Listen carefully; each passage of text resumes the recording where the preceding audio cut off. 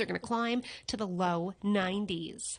Then late tonight, mainly overnight, showers and storms roll through. A few of those could linger early in the morning, and more want to spark back up again in the afternoon. Highs still tapping 90. We slide just a few degrees to the upper 80s for Friday. That's the forecast on the mighty 1630 KCJJ. Currently 82 degrees. And it's Wednesday. It's the noon hour. That means it is time for Senior Talk, which is brought to you by the Solon American Legion and Senior Benefits. And here is your host, Rex Brandstatter. Thank you, Tommy. What a great day for Senior Talk. It is not quite the middle of June. Look outside, folks. It is beautiful out there. That blue sky.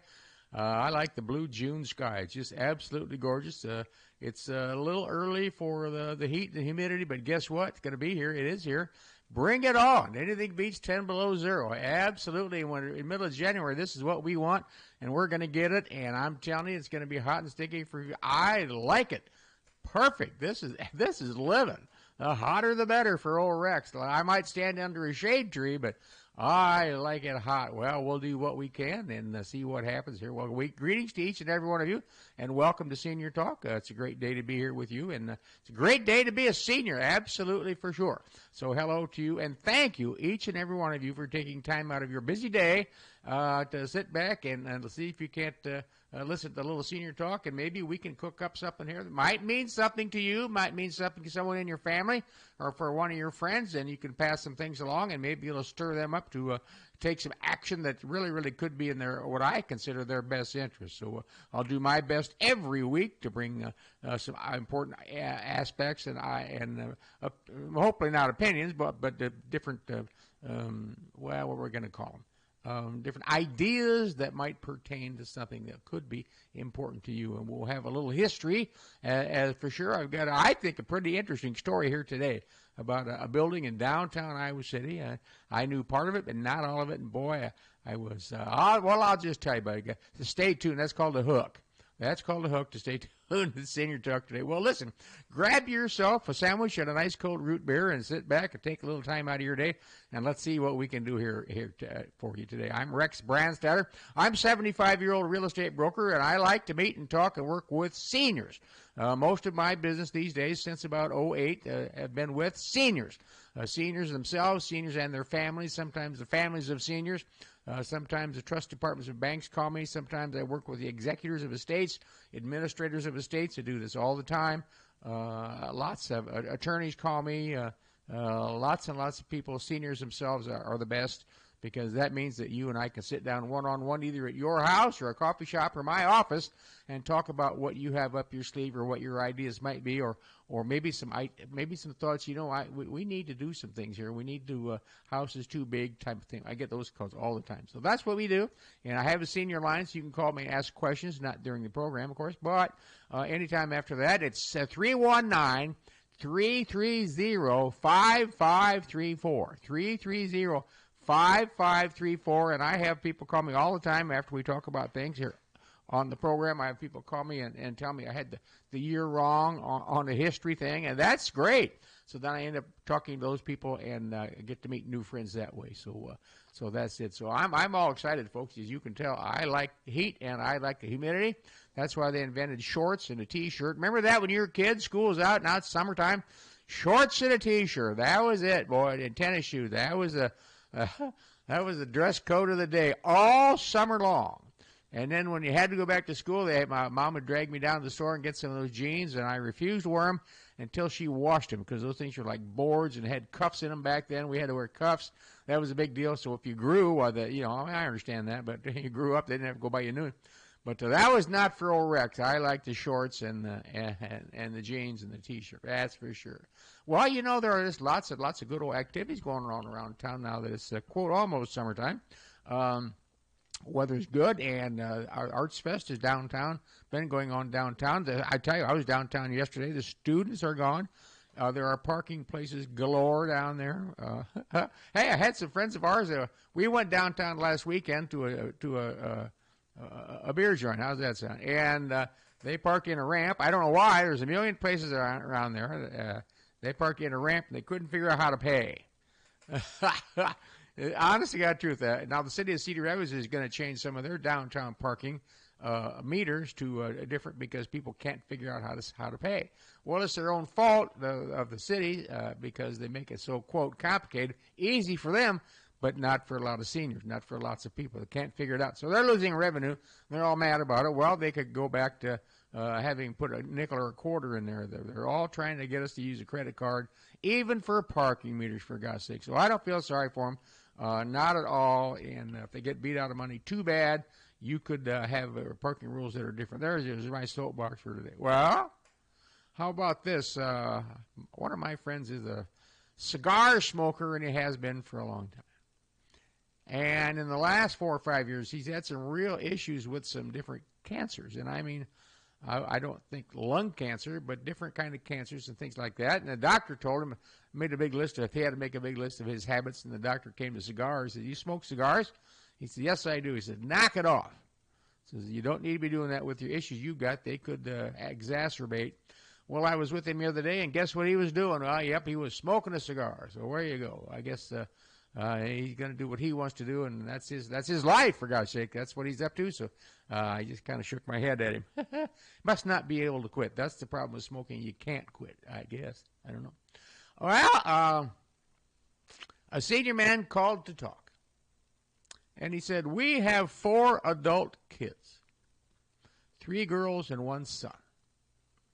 The girls have families and are in the community as responsible people." Uh-oh, I thought to myself, oh, that leaves only the boy. He says, "They have kids in school, they're active on things, etc. Our son, on the other hand, is a real different kind of guy," is how he said. And I don't know the names. I know this gentleman, but I don't know the kids. "He rarely speaks to me. He sometimes gives his mom a bunch of crap. And he is just plain rude to people and other family members and things like that when we all get together. Nobody in the family wants to be around him." Now, in this case, it's his son. Maybe this could be his daughter. Maybe this could be you old crab. Things like that. You know, I mean, you just have to kind of plug it in with this. I'm telling the story. This guy told me that. He says, nobody in the family wants to be around him. He says, "My question to you is this."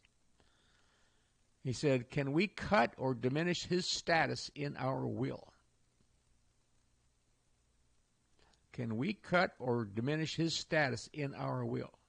And the answer is, me not being an attorney, yes, you can. Because your money, your accumulations, real estate, bank accounts, retirement fees, insurance policies are yours. Yours. And you can leave those to anybody, any group you want. You're going to make your son mad. Maybe not. You don't know. He might not want 2 cents from you. So the question is, can we cut or diminish? The answer is yes. And what you need to do is sit down, and in this case, you and your wife sit down and have the talk so it's the same. You know, you're on the same boat. I would recommend you're on the same page, and write up longhand. You don't have to type it longhand what your thoughts are. So when you get to the attorney's office, which is where you should go, and present that to your him or her attorney, and say, "We want to make a change in our will, and here's the change." You can call it a codicil, whatever. That's up to them with the attorneys how they do it. And kaboom, there you go. It's your money, your stuff. There probably doesn't. Here's an opinion. Doesn't need to be a reward for being a creep all your life and then expect to get a big payout. That's just my opinion. So maybe there are consequences, and one of the consequences, if you've been that rough of a guy, is that your parents want to cut you out of your will. That's pretty rough. But that's up to them. You know, it's not up to the son. It's up to mom and dad. If that's what they want to do, by God, they can do that. And the lawyer won't try to talk you out of it. He or she will say, "Here's what you have to do," and away you go. Because it's your money, it's your holdings, your assets. All right. Well, too bad about that, but it is what it is. That's the way the kid was. He's living, I guess. Well, a senior lady says this: "Our house is just too big for us. I want to downsize," and I get these calls all the time, by the way. We want to downsize and get something we can, quote, manage. We want to get rid of the yard. My husband is content to stay here. and says he's not moving. I guess it's good luck, I guess. I said, well, okay, you have kind of a difference of opinion there right under the same roof. And what are you going to do? Well, I will tell you this from the, you don't have to be a lawyer to know this, but in Iowa, if you and your husband, you and your wife own a property, it takes 2 signatures to sell it. So this lady can't sell it without her husband. He can't sell it without her. Joint tenancy, all right? Cannot happen if you own it as joint tenants. So, if Bob Smith was not married and owned a house and got married to the new Susan Smith, she now becomes half owner of the house, just like that. Just like that, vice versa. Sarah Jones was married and divorced and got remarried to Bob McGillicuddy. As soon as she became Mrs. McGillicuddy or Sarah Jones McGillicuddy, they both own half. And you can't sell it until both agree. So it sounds like these folks are kind of stuck. So I had some ideas for them. Of course. Of course. He says he's not moving. I said, all right, well, that's his prerogative. Good luck, I guess. I said, you can at least begin the things that are not being addressed by you two at your current house and a lifestyle. And here's what I think you could at least start. At least start, I'm going to call it a subterfuge. At least start a little activity here that might not be construed as wanting to move. You could start by starting to get rid of some things. You could start by maybe having somebody to mow for you. I just talked to people the last 2 days that this is kind of the route they're at, as a matter of fact. That's what I suggest they do. Get somebody to do the yard for you. And there comes a time that, well, I don't know, I like to do it myself, or nobody can mow the yard the way old Bob does. Well, Bob, you can't do it anymore. You've had all your fun. You've had 50 years of fun mowing your yard, loving it, things like that. And now you physically can't do it. Let someone do it. No, they won't do it. I couldn't. My brother and I, we got marched back out to the yard many times because we didn't mow it the way my dad told us to mow it, and away we went. All right? And years later, we end up mowing the grass the way he taught us to, but it would never be, still wouldn't be the way he wanted it. It's just this life. Get over it, for God's sakes. All right? Get over it. Move on. There are bigger things to worry about than your yard. Your health is number one, for God's sake. The other thing you could be doing, you could be thinking about some things you could do in your house. If you're going to stay there, I guess you're going to stay there.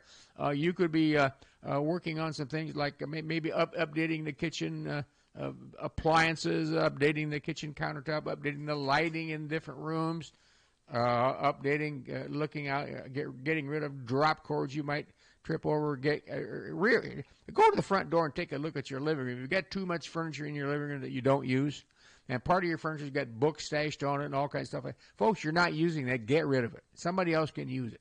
No, it won't bring a lot of money unless it's a 5,000-year-old thing from the Ming Dynasty, stuff like that, because furniture is just a dime a dozen anymore. People want it, but they're not willing to pay much for it. And you can take it to a different place here in town. I'll give you those. Call me on my senior line. I'll give you some ideas. Folks, just because old Charlie doesn't want to move doesn't mean that Mrs. Smith has to live in the same thing. She could start a little program here of downsizing. She could start a little program of eliminating a few things around the house, making the house seem bigger, get bigger. Lighting is a big thing. Get some different lights in the house, some up-to-date things. Go to places like Menards or lighting places. Who else has lights? Have all kinds of lights on display. Light businesses or maybe around town, and really go to it. Look at the plumbing fixtures. Go down to the old Plumber Supply or south of the airport there. I think it's called H2O Studios, something like that.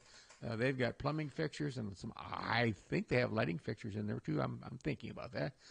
Get out and kick tires. Get out and see what it can be. If you're going to stay there, take care of yourself. For God's sake, take care of yourself.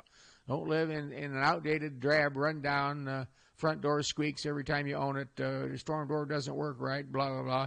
Garage door closes slowly. Get on it and take care of yourself. That's what I preach. We only get one shot at this thing, and why live in something that you can't stand? No way in hell. I'm very, very amazed sometimes at the people who decide to move. Moving is a hugely, hugely disruptive thing. Now, I'm in the real estate business, so I want people to move. I hope you move. I hope you decide to move. in the end, you'll have to move sometime. That's just life. But in the meantime, it's very disruptive, and I'm all for people deciding to get somebody to mow their yard, get somebody to mow their grass. You basically made a condominium out of your own home. Now you don't have to do those things. You don't even have to think about, well, I got to get back from the weekend. I'll be mowing on Sunday night before I can go back to work. I got to get out there and mow. It rained 3 times while we were gone, and the yard just looks like crap. I know, well, when we get home on a week's vacation. You don't have to worry about those things. It takes a huge load off your mind, not just the physical end of it, but the mental end of it too. And the snow guy might not get there exactly the time you. My husband would have been out there at the crack of dawn, get that snow out of here. Well, good, get over it. The new guy might not get there till 7:15.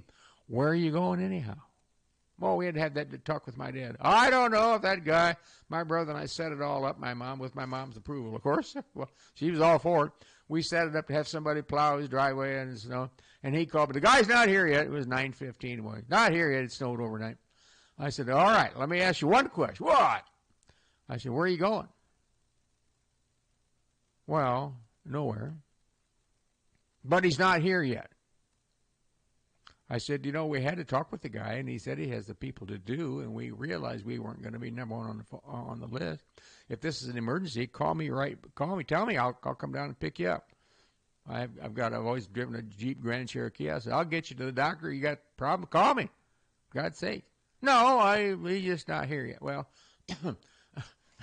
get over it, I told him. We all told my brother, get over it, for God's sake. That's what you have to do sometimes.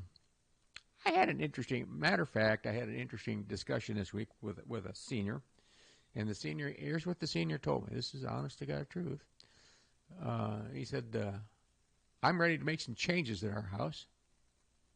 And I was all ears. I didn't even mention anything. I said, okay, well, how can the changes affect your life? And he said, my wife is a hoarder, and our house is full of stuff that we haven't used. She has projects over there. She hasn't even addressed the projects for 5 years, but all the stuff is in the living room, draped over chairs and all laid out there. Hasn't even touched it for 5 years. The downstairs looked like a bomb hit it. It's just unusable basement in our own home. I said, this is sad stuff. He said, it's just terrible. And I said, well, there's more to it than just that. There's some sort of something going on with your wife that won't allow her to do those things. So I said, I think you need to have a little checkup, some sort of a discussion with her. She won't talk about it. And I said, well, that's still the problem. Going to have to talk about it because you're not happy. You and your wife paid for this house. This is your house. This is your domicile. This is where you both live. Not just her, not just you. There are some things you could do. I'm talking, going and having had talked to both of you, go and talk and sit down with it's a professional analysis. I don't know that I said the word shrink, but that's kind of what I was thinking. Talk to somebody about some of these things. Sometimes it's a matter of coaxing out of the person why why they're a hoarder, things like that. Those words were OCD, stuff like that. But maybe there's a deficiency of something that if you had this green pill, it causes the brain synapses to do this or that. I don't know. I'm just kind of talking here, but this is not normal. And he said, our house is a clutter. The garage is a total clutter. And he says, I can't stand it anymore. He says, I can't take it anymore. And every time I bring it up, she goes, no, we're not doing that. No, we're saving that. No, we're not going to do that. And I said, well, you do have a problem. And I said, the end game is a word you don't want to hear is divorce. And he said, well, the kids are gone and stuff like that. He says, it's crossed my mind. I don't want to do that. We don't want to do that. But I said, then get started on things. Don't be kicking the can down the road. Get started on things. Confrontation over the issues and get on with it. Wow. Yeah, he kind of left walking a little lighter in his shoes when he came in, or I talked to him where I met him. He kind of a little downtrodden. He's afraid to face his wife. How would I get out of it? That would never fly. And I would told my wife, you can come to me anytime. We'll talk about things. No, I tried to be level-headed about it, as long as it's my way. No, I didn't say that, But this man is he was distraught. And he's thinking about it.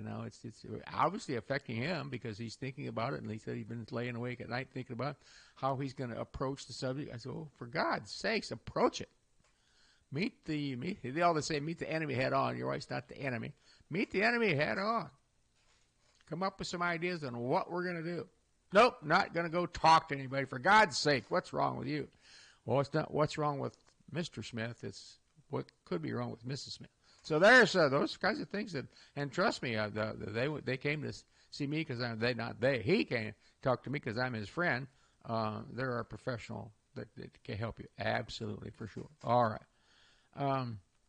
Here's a good one from a senior couple. We have allowed the neighbors to park their motorhome in our backyard area way in the back for several years. There was a very pronounced set of ruts that they made by going in and out. And I said something to them, and they said, it's your yard, not ours. It's like in your face. You hear what's going on here? We have allowed our neighbors to park their motorhome in our backyard for several years. And there have been for a long time, pronounced ruts where the wheels have made tires going in and out. And I said something to them, the man says, and they said, it's your yard, not ours, meaning we're not going to help fix it. So, what would you do? You would do what Rex would do. I wouldn't say, wait, next time you move it will be the last time. I would say, I'm going to fix the yard, and we're not going to want any motorhomes going across it anymore. And by the way, we've got a guy coming a week from Tuesday. Well, but we're not leaving for Arizona until October. Well, good. I'm happy for you. But we're fixing the yard next Tuesday. You'll have to move the motorhome. Aha! Now we met the enemy head on. That was a little in your face by those people, a little short-sighted. You might want to go talk, if that was a Mrs. Jones that said that to you, you might want to go talk to Mr. Jones or vice versa and say, hey, we don't want these ruts, we're going to fix them. So if you want to wait till October when they leave, that's you. But face it now. Absolutely. Just deal with it. All right. Game over for them. That's my take. No, I want it out of here by Sunday because we are coming Tuesday. It was game over for them. Going to play ball like that. Go home. All right. Oh, boy. We just discovered a leak in our roof. We called the roofer, and they reported that we also could have soggy insulation. What should we do? He says, soggy insulation, and there's moisture up there, and then there's going to be heat and the stillness of the air. Could we get mold? And I said, absolutely, you could get mold. Now, mold there are several different types of mold. Mold will grow. We see it in houses all the time, down the basement walls all the time. And you know that mold, if you could take your finger and wipe it across your face, or wipe it across your pencil on your desk, or wipe it across your desk or across your dashboard. There's mold everywhere. But when certain molds, like in attics, and are left up there or down on the basement walls, mold likes several different things. Mold likes dampness. Mold likes calm, still air. Mold does like moisture. Mold likes darkness. You could get all those in this roofing up there. So I said, I'd call the contractor and I'd have a talk. And he's probably going to tell you, the roofer, you're going to have to get a roofer. I'd get a contractor to come out and analyze the situation. And I would either get the roofer back or a roofer to fix that, because you're going to have that issue. You have to solve the problem of the source. You have to get somebody to deal with the roof problem. The hole. Let's call it the hole. You got to get the hole in the roof fixed before you mess around with the insulation, and you can make one guy get up there and do the whole thing at the same time as what you want.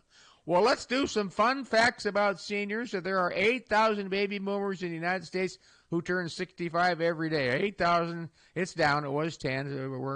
Baby boomers are starting to poop out a little bit here. Think how many of those join Medicare. You think Medicare's got a problem? By the time we meet again next week, that'd be 7 times 8. That's 56,000 more people will be on Medicare, for God's sake. I don't know why they have a problem. There are already 55,000 Americans over the age 100. 55,000 Americans are over the age 100. Women are a majority of seniors, accounting for 57% of the U.S. population today. And that's 65 and older, by the way. Women are 57% of the U.S. population. Wow. 55% of Americans are over age 65. Uh-huh. Wow. All right. In the United States, seniors account for 40% of all prescription drugs, although they form only 15% of the population. Ha! The older you get, the more prescriptions you have to get. So older people are getting more prescriptions. That's what it is. I guess that's what it's all about. And of course, these are generalization. Keeping physically fit can slow the aging process. Exercise is the mantra to keep young and feel good. A study in 2020 that tracked 9,797 men between age 20 and 82 found that physically unfit men who became fit had death rates 44% lower than those who remained unfit. Wow, that is huge. Let's read that again. Physical activity, keeping physically active can slow the aging process. A study published in 2020, I guess it is, tracked 9,777 men between the ages of 20 and 82 that found that physically unfit men who then became fit had death rates 44% lower than those who remained unhealthy, unfit. Wow. So get off the couch. Regular exercise prevents, here's a good one, I can relate to this. Regular exercise prevents bone loss and incidence of fractures. Regular exercise prevents bone loss and incidence of fractures. Exercise also increases the muscle strength and hence the balance and coordination. Those are all things that as seniors, I know seniors who don't have any balance, and all of a sudden they might have been good players in high school or college or athletes, and now they've got the balance problems. It's a big deal, folks. Now, my wife fell and broke her leg a year ago in August. It'll be 2 years here in a couple months. And as part of her study, the university doctors decided that her bone density was way low. And she had that was in August, she had that fell, in August of 2023. She had a bone density study by her doc in, I think, April of 2023. And she got the big report back, said her bone density was low. So, okay, my bone density is low. Didn't know anything about it. I guess we're all in the same boat. So now after she broke her leg, a fib to both her right ankle, her right leg, and two spaces of her gas pedal foot leg, the doctor said, you have to have we recommend this shot full of 11 herbs and spices, as the Colonel Sanders would call it. I don't know what was in it. But then the doctor said, here's the change we want you to make. He said, it's pretty easy to do. For breakfast, we want you to have a cup of the best tasting yogurt that you can stand. Go to the store, buy yogurt with the fewest amount of sugar in it and best tasting that you can do, because we want you to eat it every day that you can. And for lunch, we want you to have cottage cheese or cheese, something that can bring you the calcium and the different things that we're after. Not protein. You have to have protein, meat type of thing. You can have that for supper. And you can change it around in any order you want, but that's kind of what we go for. So she did that. And she's still on a regimen of that, still on a regimen of yogurt, a little cup of thing of yogurt, different kind of flavors. We go to Hy-Vee or anywhere it's kind of on sale if you want to, because she uses it all the time. Gets different flavors. She's absolutely 100% happy. I eat it myself. I like it myself.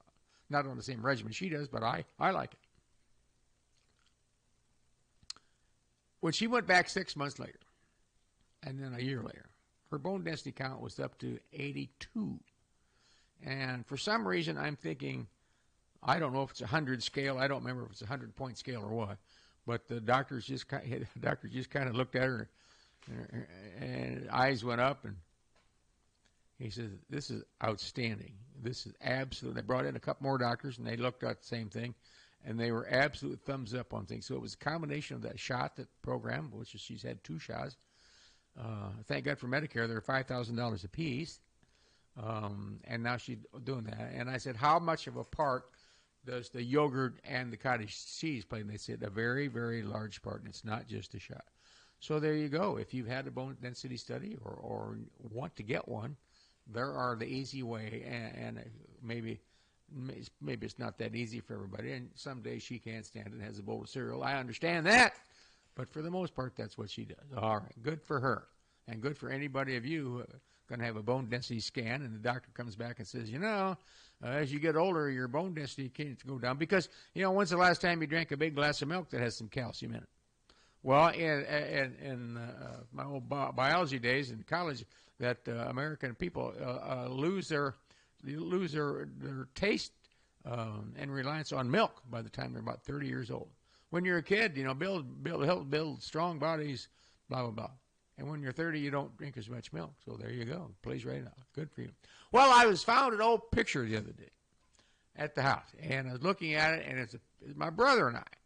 And we're sitting there, and I'm thinking, let me think that through. I haven't seen that picture for a long time. And looking at the age of us, sitting side by side, I would say he appears to be 3, and I appear to be 7.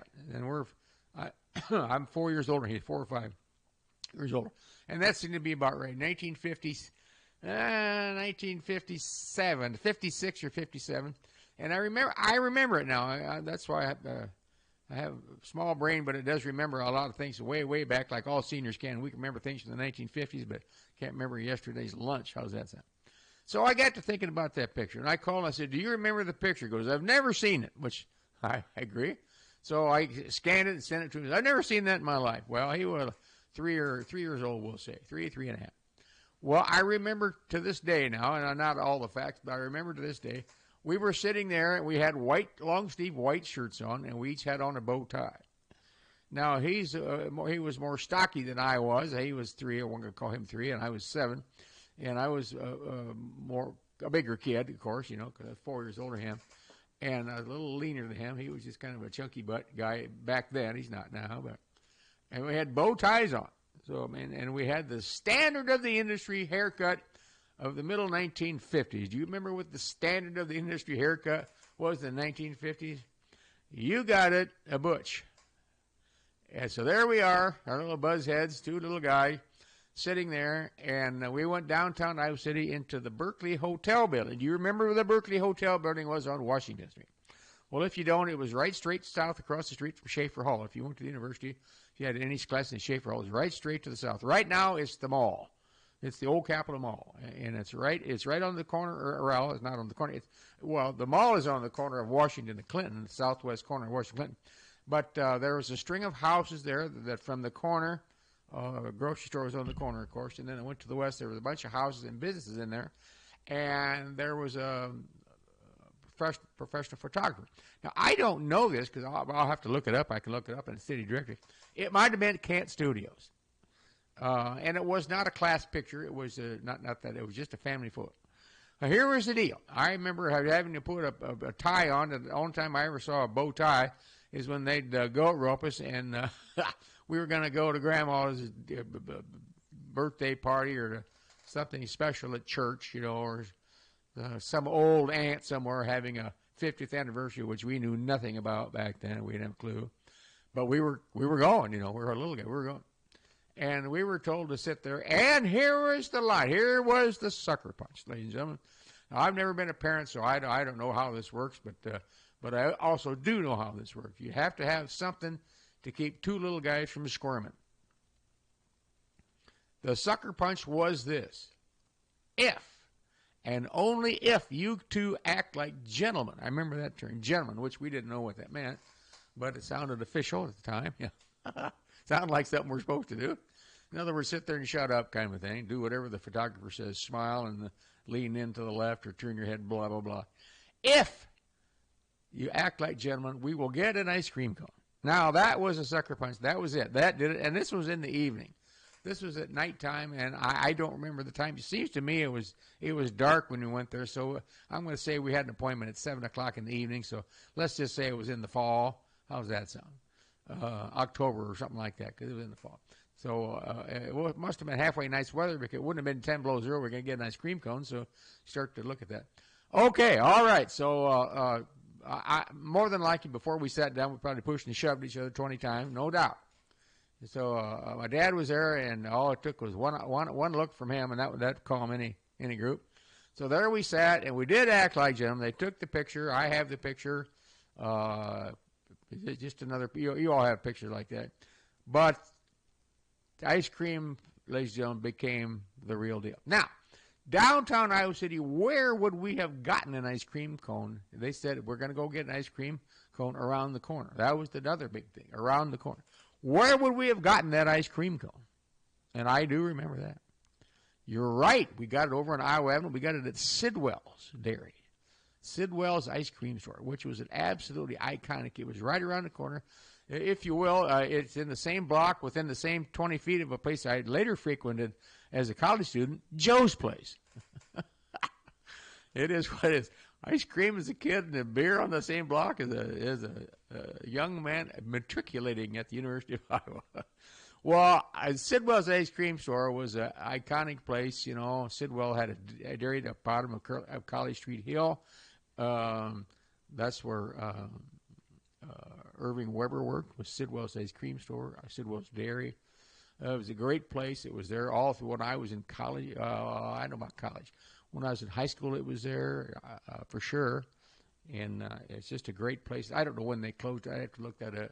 But that was the sucker punch. We got two young guys to sit still for a little picture, as long as we're going to get an ice cream cone around the corner, and around the corner was Sidwell's Ice Cream Store. Now, I'm going to talk to you next week. I've been reading a book. When I read that book, a man's name, the man is from Iowa City in there. He was mentioned quite prominently in this book, and we're going to talk about that next week. We're going to talk about another building downtown Iowa City, which has got more history behind it than I knew about, and it has more potential than I think, as much potential as any building downtown.